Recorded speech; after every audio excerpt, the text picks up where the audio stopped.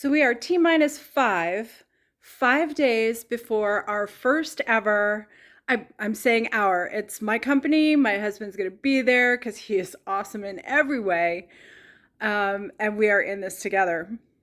Poor guy. But we're T minus 5 to our very first craft fair ever.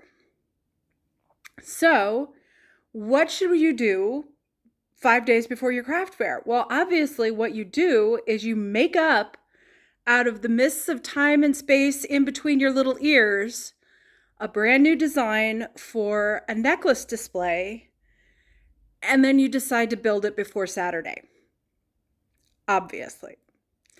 So I started this a little bit earlier today, and I was documenting in a series of videos on TikTok, and then I realized that I'm not going to be able to pull those over into video to put up on YouTube very easily. So I'm going to see if I can do a series of screenshots and pull things in and try and explain what's going on to cover what I've done so far today. And then I will be much better about documenting for YouTube going forward. Let me show you where we are, and then I'll describe what's happened already. So, as you can no doubt see, step one to building a necklace display is to buy a lawnmower. We actually bought a lawnmower this summer, and we hung on to the cardboard because it was really structurally very strong. Didn't know what we were going to need it for. Turns out, here we are. So from bottom to top, top to bottom, it's a little over 34 inches. And I'm working with the folds that were already in the box. So the width of the portion that'll be our main display is 16 inches. And what I did was I measured 12 inches up at the edge, 16 inches up at the fold, and I cut on that diagonal, and then continued to trim straight up the fold toward the top. This is the top end. Did the same on the other side, 12 inches up at the outer edge, 16 inches up at the fold, cut on that diagonal, and cut up the rest of the fold. So what I'm left with is this sort of whale fluke or airplane tail sort of a shape. But this is the 34-inch height. And you can see that I used the primer that we already had. It's an indoor-outdoor primer, which I figure will stand us in good stead since we'll be outdoors for some craft fairs in the future. This isn't the final finish, obviously, but I didn't want to be fighting that bold orange that was along the edge and all the, dark printing from the outside of our former lawnmower box, now necklace display. So that's where we are. I'm going to let it dry and flip it over, and I will prime the other side. The other side is just plain cardboard, that craft paper color. So that's where we are. Now, obviously, if you plan to finish the display in something more opaque than I'm planning, you'll see coming up in the videos what I've sort of got in mind.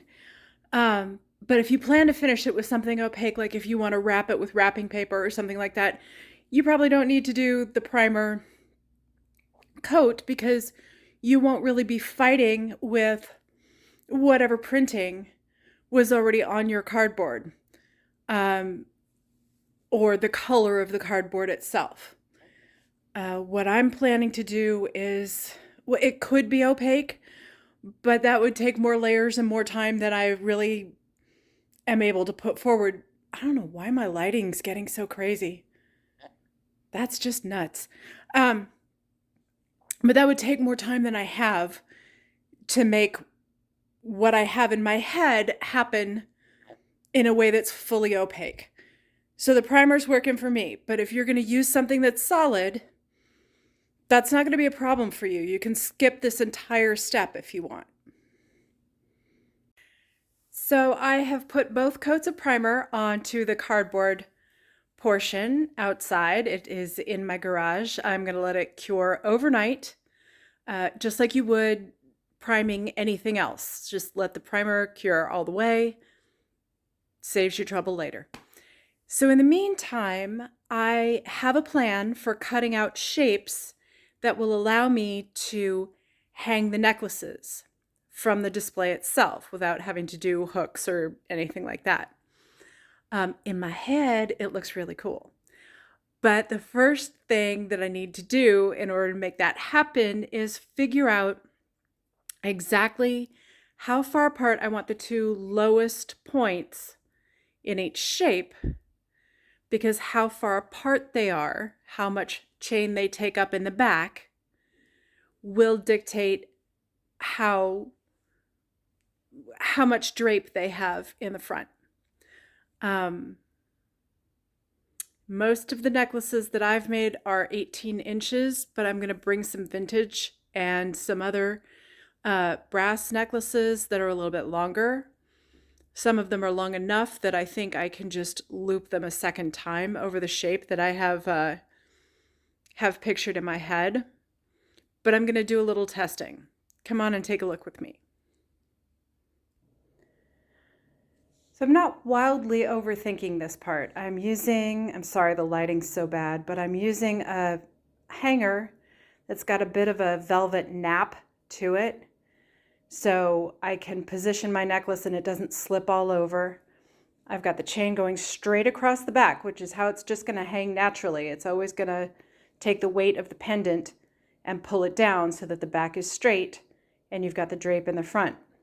So I'm just going to measure from here to here, and that's going to tell me the distance that I want the two lowest points, the distance apart, the distance between the two lowest points in the design that I'm going to cut out of the display. I know that doesn't really make a lot of sense right now, but it will. Just hang in with me. So I used the measurement to create this template.